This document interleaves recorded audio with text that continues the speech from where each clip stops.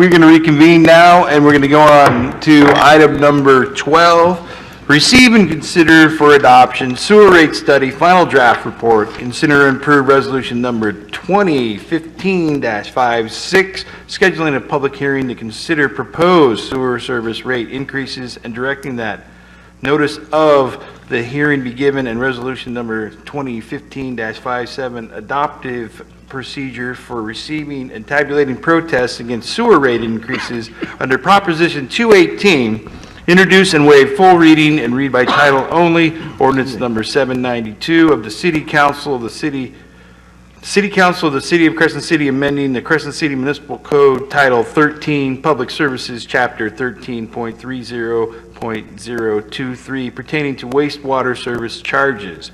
Take action as necessary and appropriate. Mr. Palazzo. Mayor will have Mr. Weir give an introduction.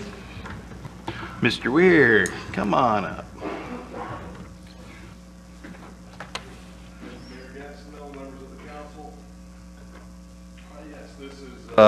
This has been a long time coming.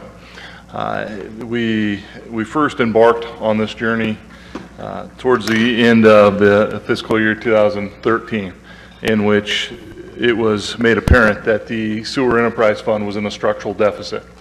And if we did nothing, that the fund would run out of money and we would have to default on our sewer loan that we have from the state.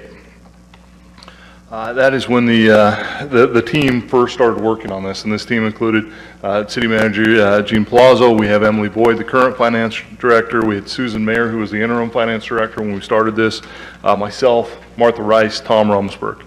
And then first order of business was to hire Wildan Financial Services to assist us with this process to get this critical Sewer Enterprise Fund back on its feet and in a sound financial position.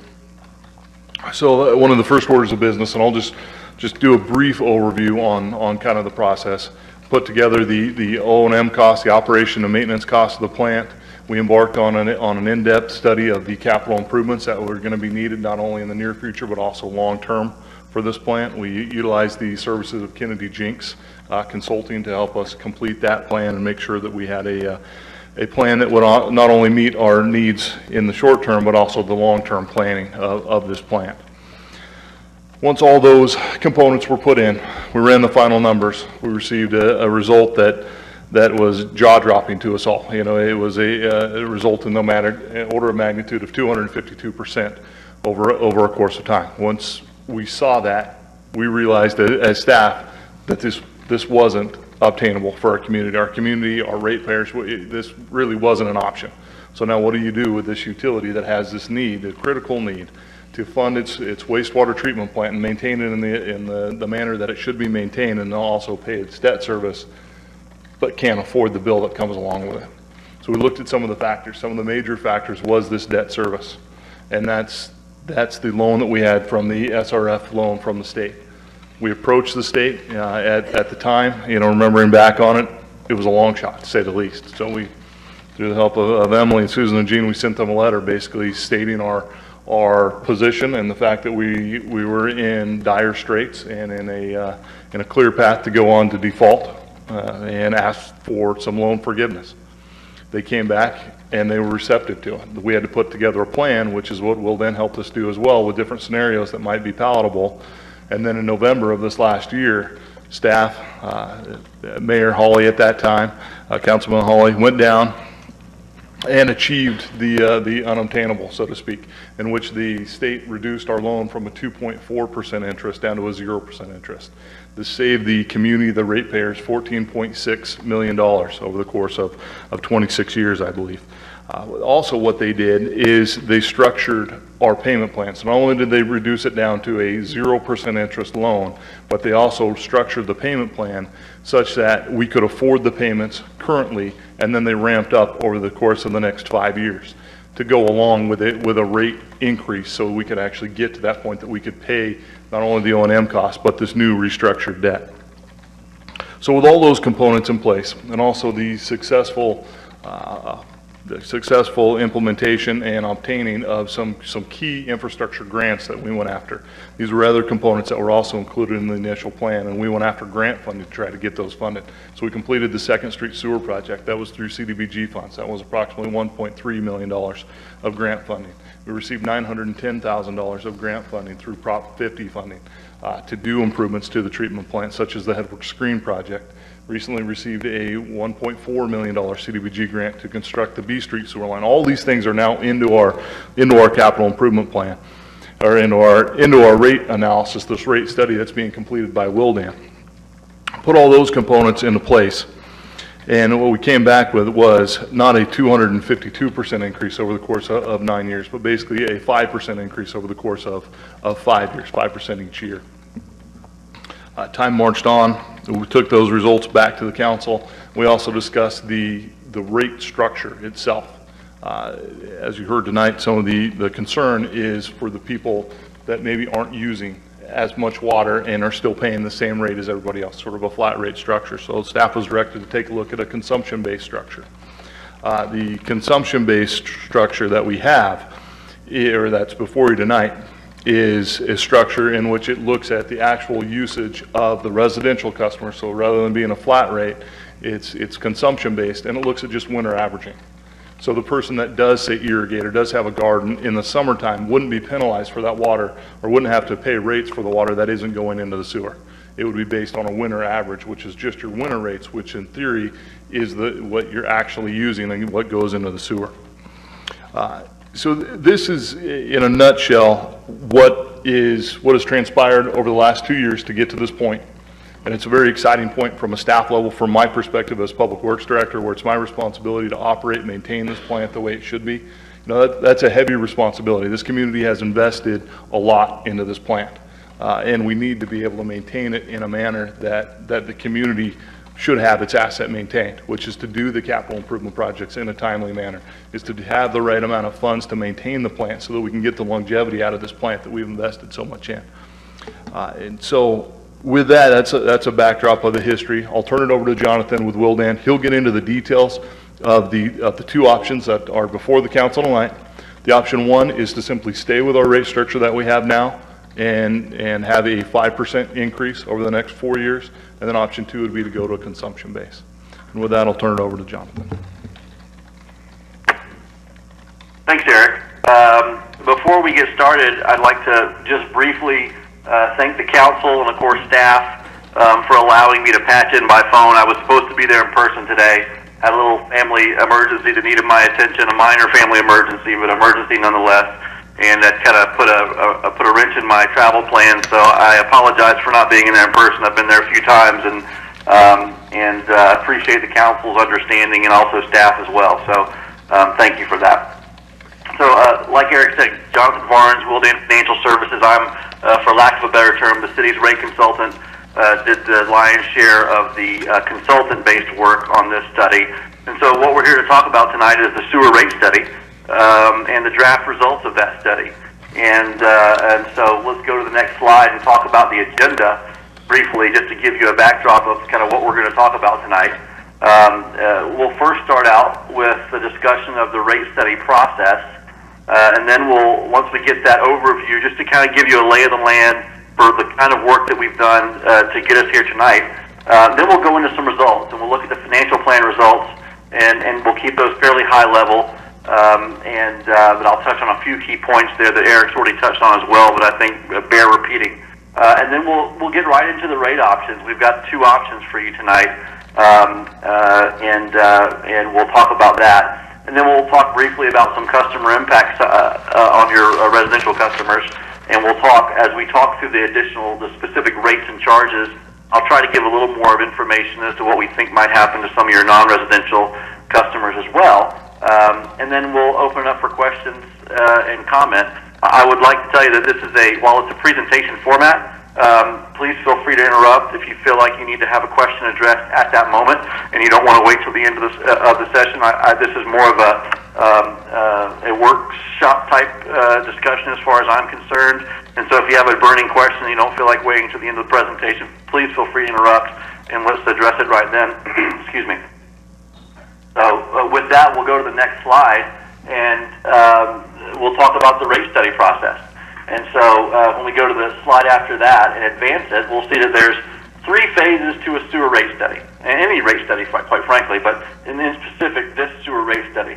And so if we advance it once more, we'll see that there's the revenue sufficiency analysis is the first phase, if you will, of that rate study process.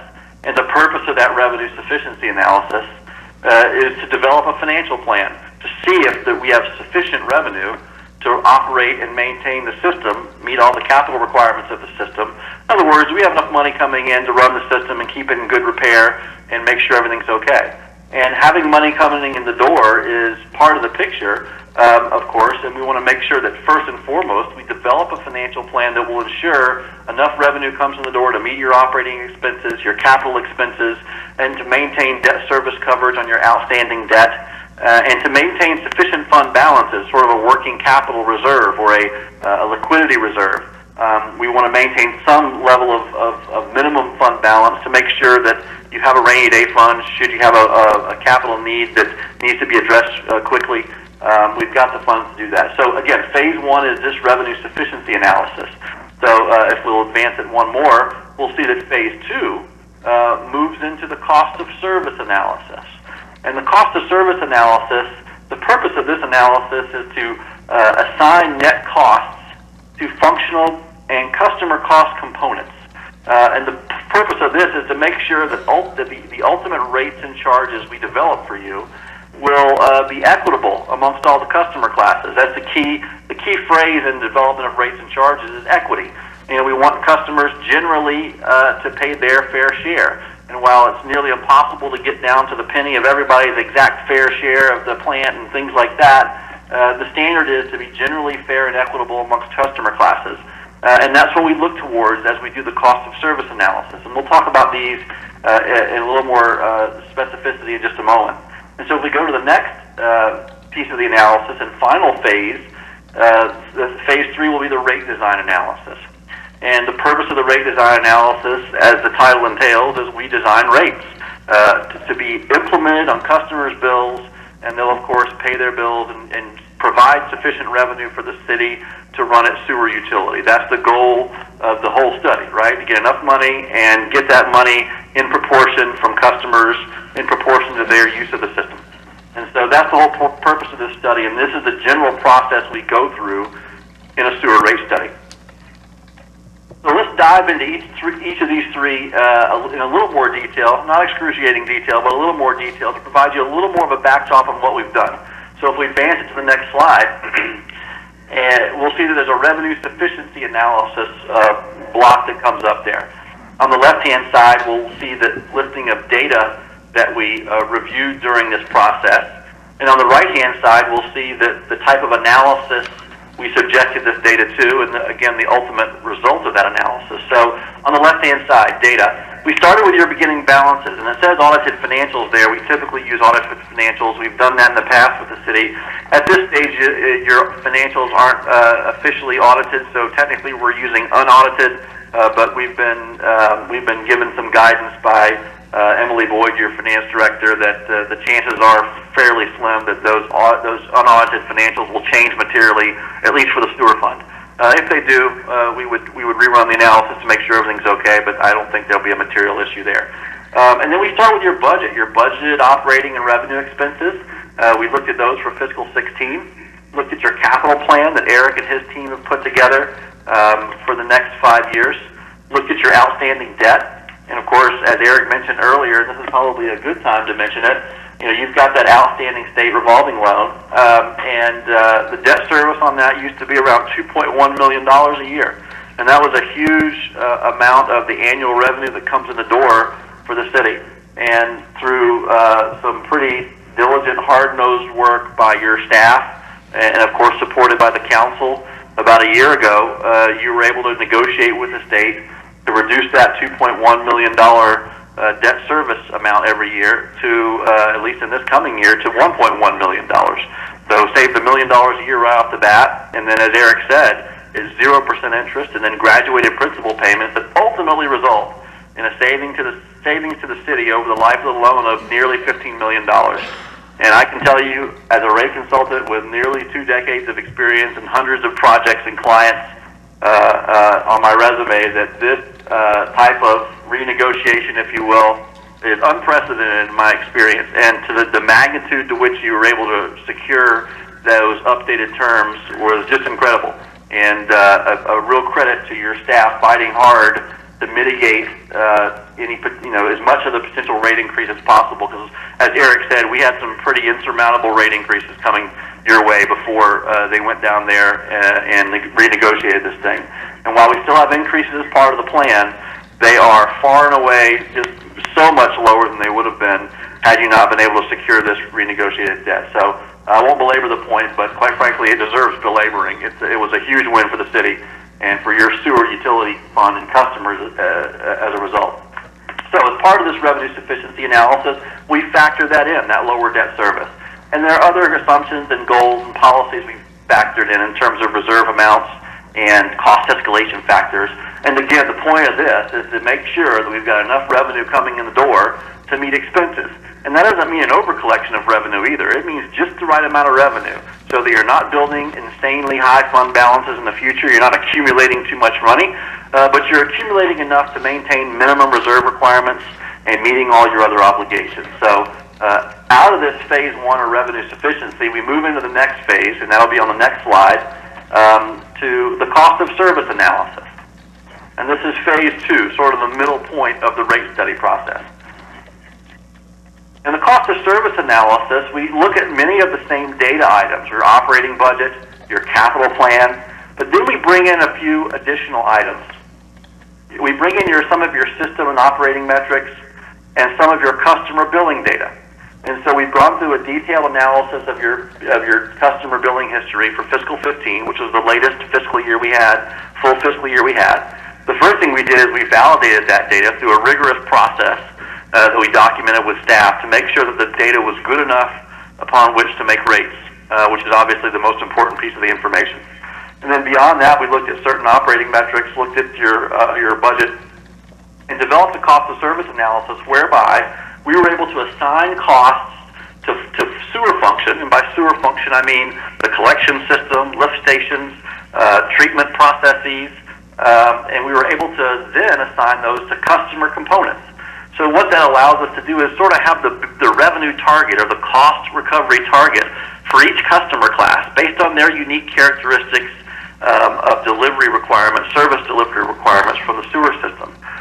In a nutshell, what this means is this cost of service analysis ensures that we're going to recover costs from customers in an equitable basis. And that's the goal of this middle stage of the rate study. So the next slide documents the rate design analysis. And what the rate design analysis does is it takes that phase 1, the financial plan, combines it with phase 2, which is that cost of service analysis, and ultimately allows us to then design rates and charges for the sewer system, which will A, recover sufficient revenue, number 1, and B, recover that revenue in a manner consistent with the cost requirements from each customer class. In other words, rates that are fair and equitable.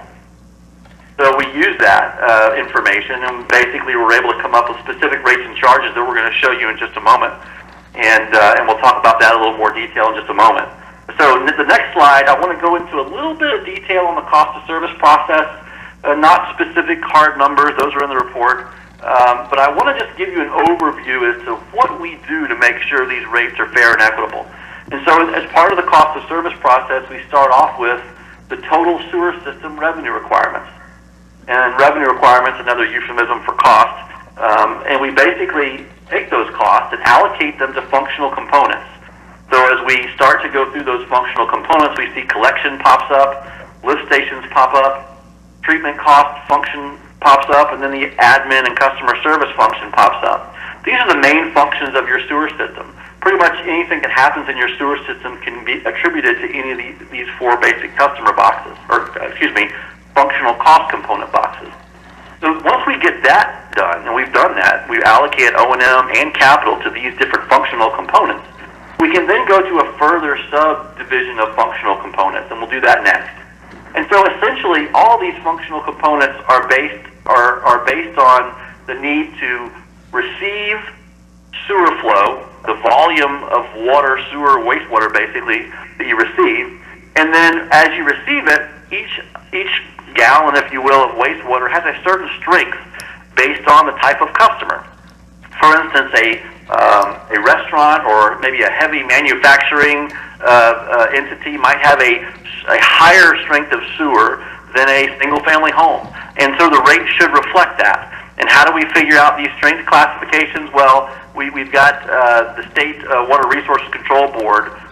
They have a published guideline that tells us the average strength for these typical classes, and so we're able to understand those strengths. So like I said before, the screen you're looking at now shows those functional classifications, and is basically broken down between flow and strength. And on the left-hand side, you see the flow classification. Again, collection costs are based on, moving the wastewater. So that's a flow-based thing. Lift station is the same thing. It's just worried about moving thousands of gallons of wastewater, and so it's allocated to the flow classification. And you'll notice that the third bullet under flow classification, a portion of treatment costs, are allocated to the flow classification. That's because your wastewater treatment plant, a large part of it is based on just the being able to handle volumes of wastewater, regardless of their strength. But there are other portions of your treatment plant, your sewer treatment plant, that are designed specifically to deal with the strength of the wastewater. There's something called BOD, which is biochemical oxygen demand, and suspended solids, and Eric can give you all the detailed mumbo-jumbo on what all those things entail. But at the end of the day, it's about dealing with, nasty strength wastewater, and part of your plan is designed just to deal with that strength. And so we've allocated costs based on that in order to get a better understanding of how each customer incurs costs in the system. So let's go to the next slide, and we're wrapping up this cost of service process. We may have gone more detail than most folks want to understand, but just want to give it to you so you understand that the rates we're proposing have a sound empirical basis upon which they're based. So like I said before, functional sewer classifications are flow and strength. And so the question is, as we advance the slide to show the bullet below, which is allocation of sewer cost to each class, how do we allocate those costs to each class? And so if we'll move next, we'll see there's a cost allocation basis that we relate the flow and strength costs to the allocation of sewer costs to each class. And so flow-related costs are allocated to customers based on average flow. And if we hit next, we'll see that the strength-related costs are allocated to customers based on their strength characteristics. And so when I mentioned earlier that we know, for instance, that certain types of sewer customers have higher strength wastewater they deliver to the utility, then we know that we can allocate a certain amount of strength component cost to those type of customers. And therefore their rate might be higher because their average wastewater strength might be higher than some other customer classes, like single-family customers. So that's sort of the backdrop of the general process we went through to develop cost of service. And again, I only show you that because you're going to see different rates for each customer class. And I want you to understand there's an empirical analysis we went through that's well documented in the report, has hard numbers to document it, and wanted to give you the comfort level that these are indeed fair and equitable by any determination from a rate consulting basis. So let's move on to the financial plan results. So in order to meet the financial requirements of the city, the following revenue increases are required. You'll notice that we start with fiscal 2017. That's an important point. In fiscal 2016, we're not projecting the need for any additional rate increases or revenue increases. Now, we've got about half the year to go.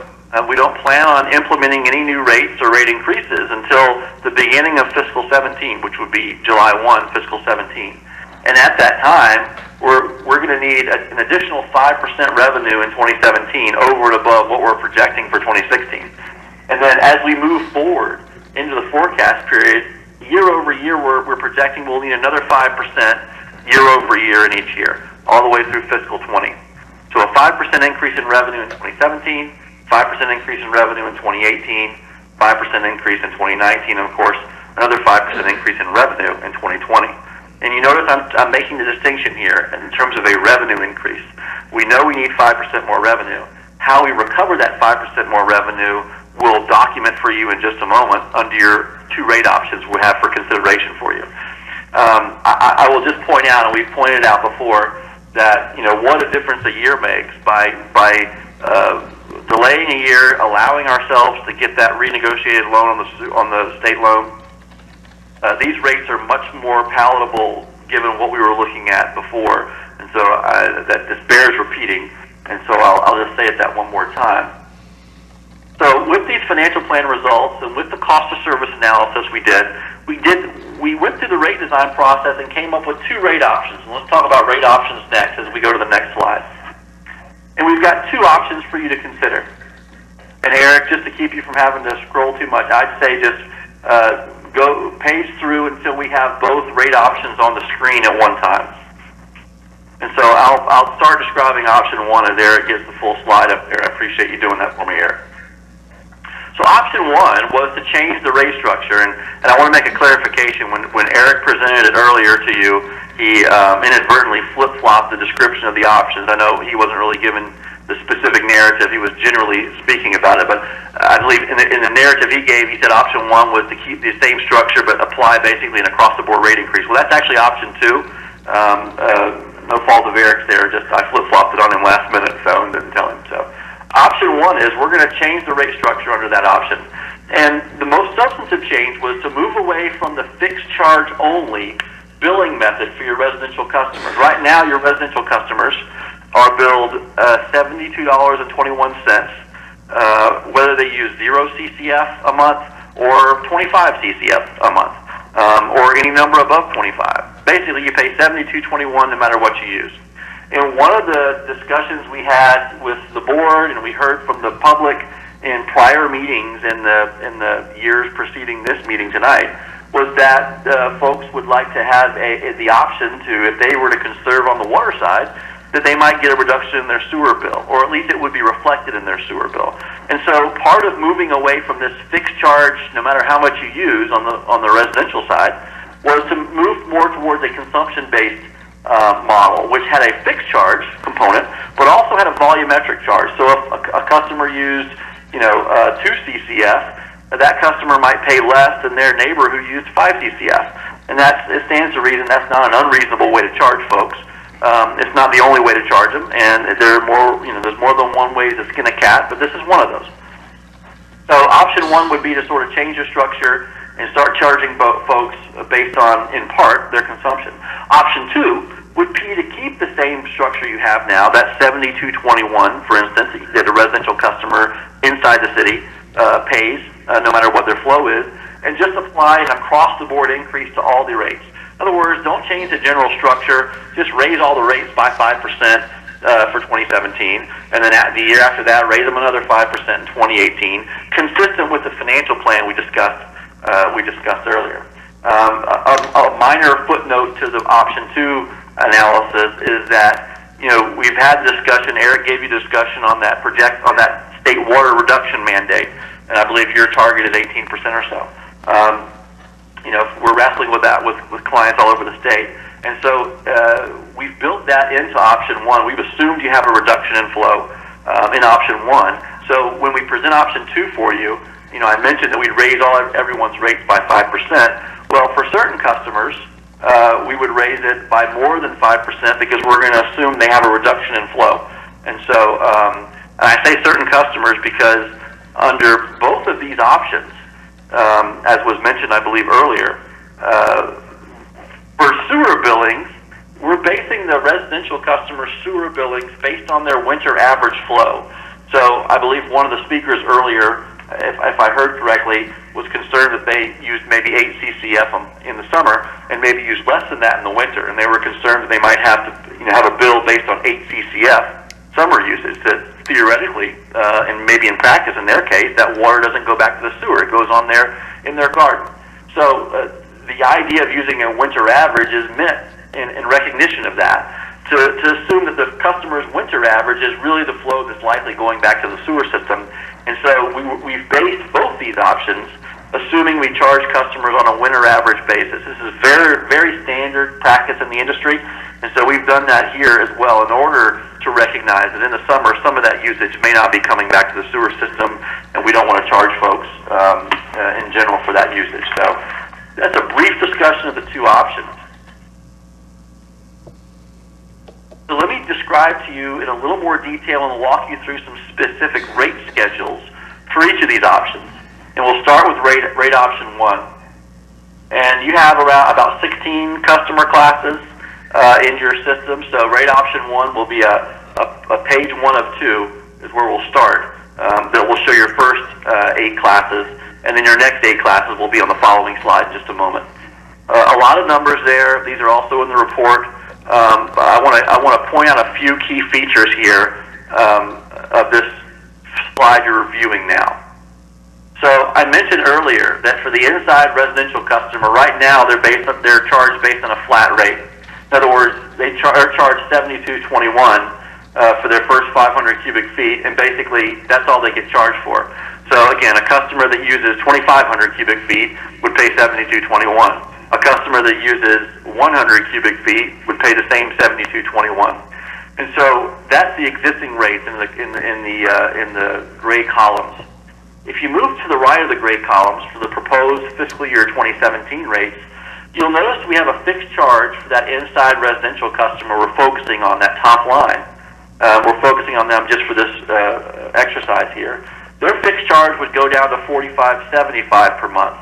But then we'd institute a rate of flow charge, or a rate per 100 cubic feet. And that charge would start at the very first 100 cubic feet they use, or the first cubic foot they use, technically. So they'd be charged $7.14 for each 100 cubic feet they use, or a portion thereof. And then, of course, as you can see, going forward in time, those increase as we implement the additional revenue increases. The point there is a customer using 0 CCF would pay $45.75. And as you use more, your bill would go up. And so, as you can quickly see, a customer using 0, 1, 2, 3 CCF would certainly have a decrease in their monthly bill as a result of this structure. And as you might imagine, and I'll show you in some customer impact slides in a moment, customers using more than 5, 6, 7 CCF would have increases in their bill. And I'll quantify that a little more specifically in just a moment. I want to point out that you'll notice that the first 2 lines, inside residential and outside residential, that's the overwhelming majority of your customer base. There's 80-some-odd% of your customers fall within those 2 lines.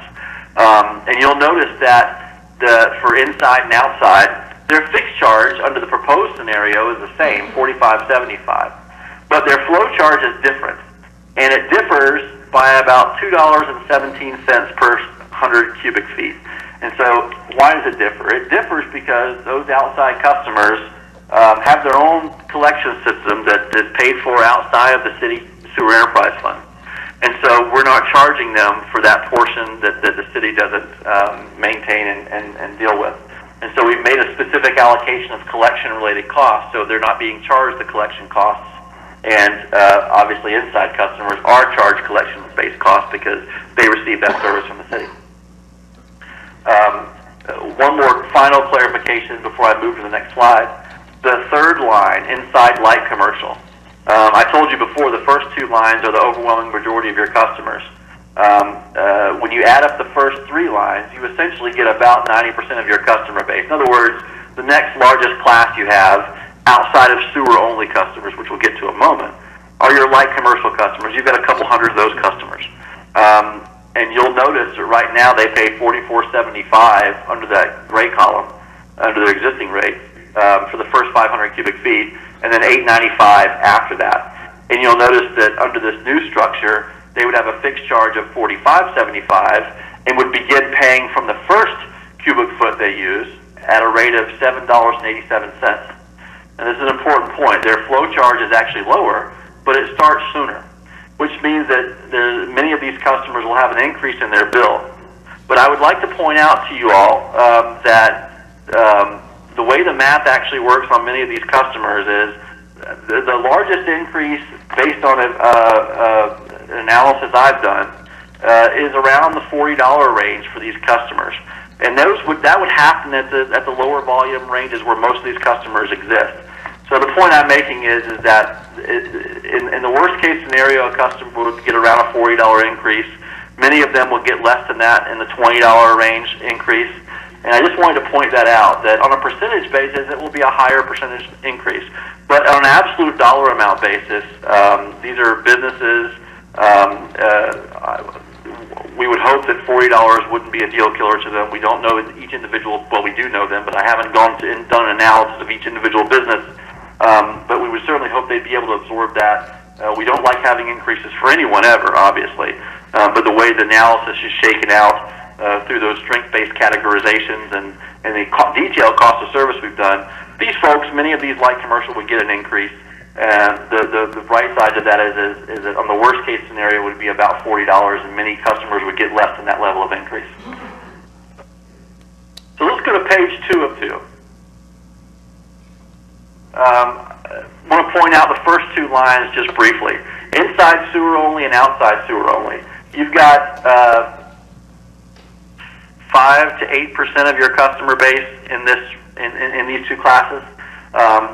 Obviously, if customers are sewer-only customers, then we really don't know how much water they're using in order to base their bill on. So what we've done is we've made an assumption based on our analysis of all your other customers for which we do have consumption basis. We have consumption data for all your residential customers, inside and outside, and the average amount of consumption for a residential customer is about 500 cubic feet per month. And so we've applied that standard based on your actual data to these sewer-only customers and assume that unless we are provided data to the contrary, and I'm not sure how we'd be provided that, but unless you were, we would assume that all sewer-only customers use 500 cubic feet per month because we have no other methodology to be able to establish their monthly flow. And so just to let you know, that's how we're doing that. You've got several other classes here. And I won't read all the rates to you, but they follow the same logic that I've mentioned before. Those customers that are on average have a higher strength wastewater, and I'll point to you the harbor heavy commercial customers, second line from the bottom. You'll notice that even under your existing rate structure, they pay $14.02 per 100 cubic feet for flow over 500 cubic feet, compared to harbor light commercial right above them, that under the existing structure, they pay $8.95 per 100 cubic feet. And that's in recognition of the fact that on average, your harbor heavy commercial customers, your heavy commercial customers in general, actually, have a higher strength wastewater based on industry standards published by the State Water Resources Control Board in California. Those folks typically have a higher strength wastewater, which requires more of your system assets to treat and manage.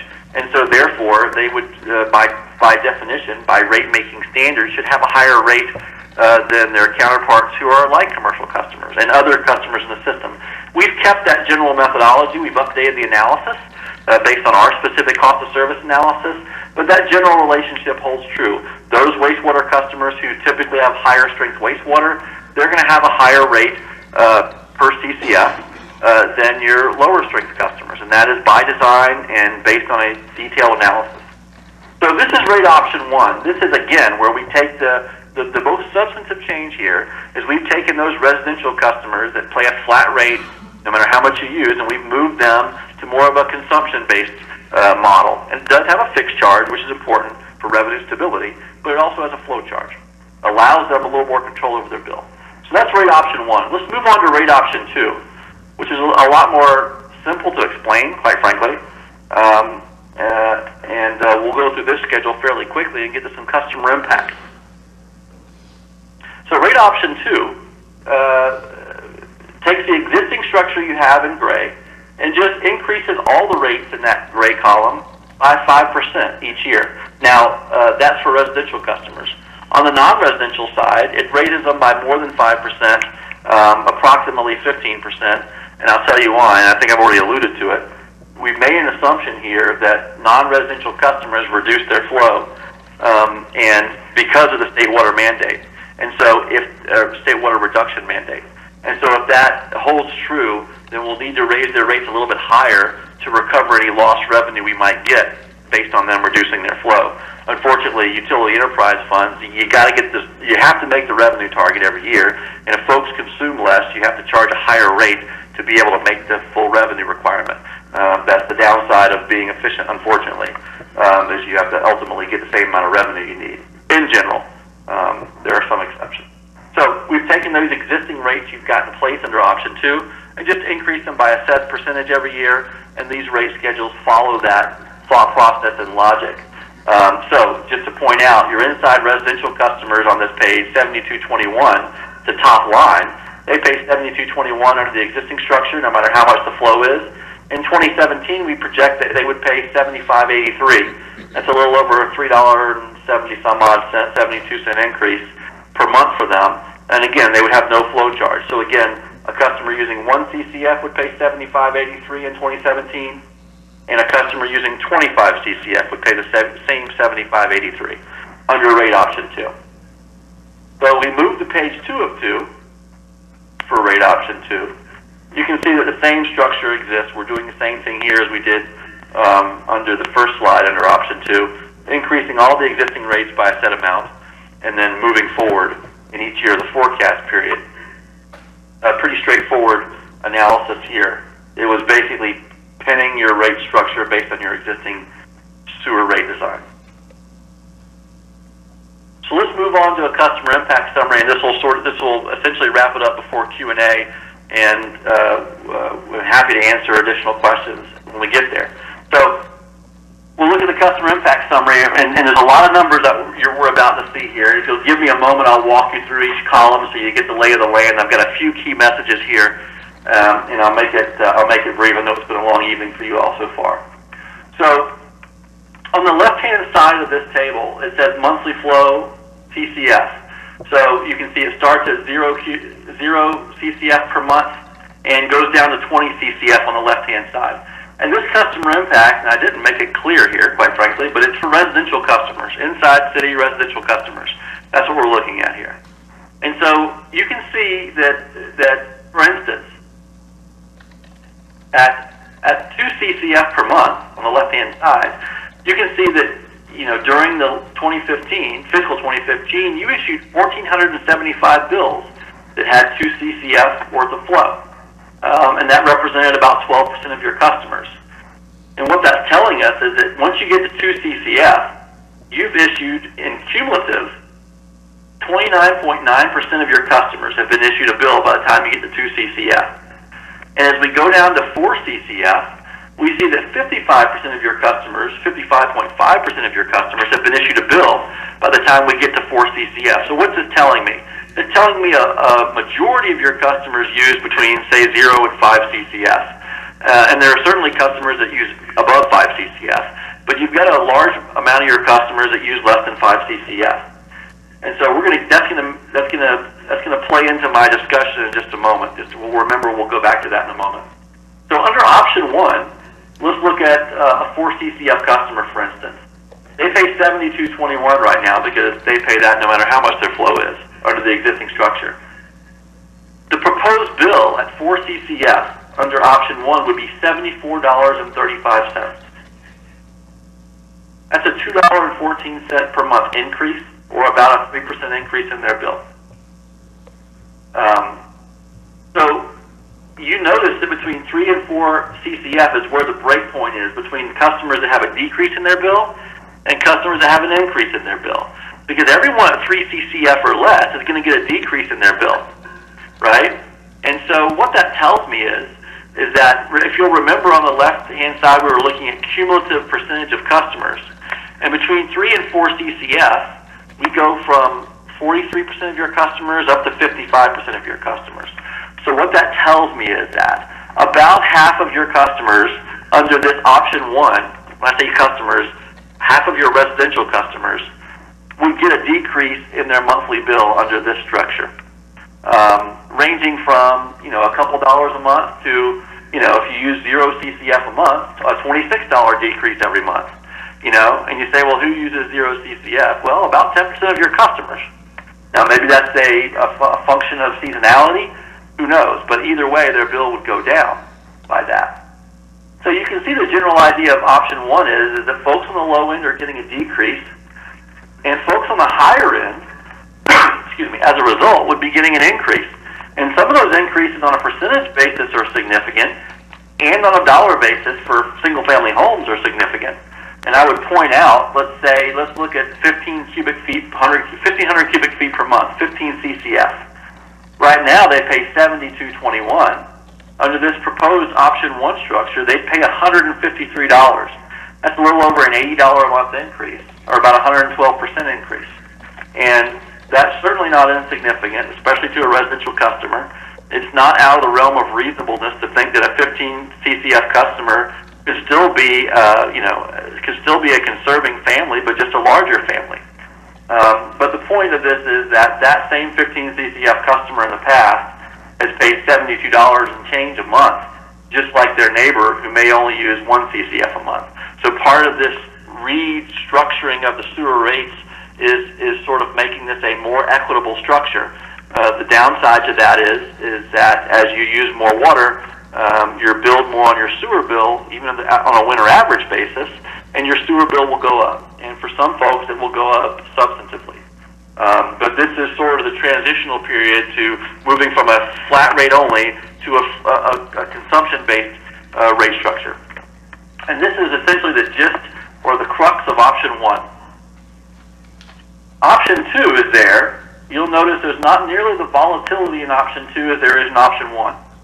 And pretty much everyone gets about a $3.62 increase, or about 5% increase, under this scenario. When I say everyone, I mean everyone for this example, which is residential customers, inside residential customers. So it's much more easy to find out what would happen to their bill, because every inside residential customer's bill would go up by $3.62.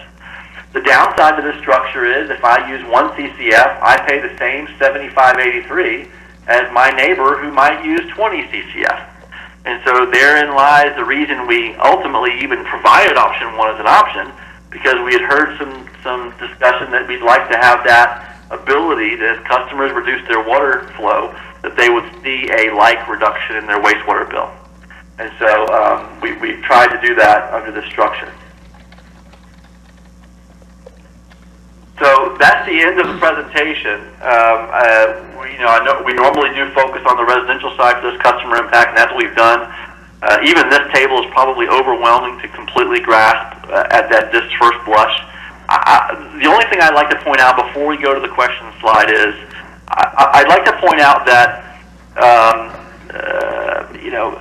90% of your customers use 10 CCF or less. That table shows that.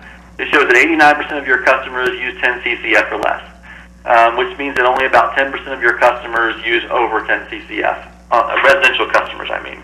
So, and not that 10% isn't an important part of your customer base, but I also want to frame the argument